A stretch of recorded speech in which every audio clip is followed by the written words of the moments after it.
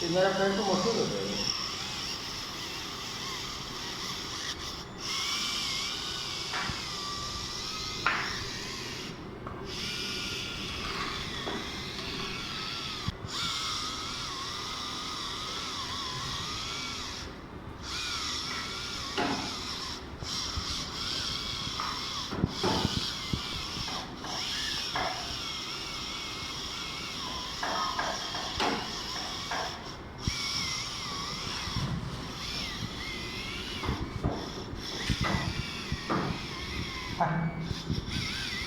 क्या बना रहे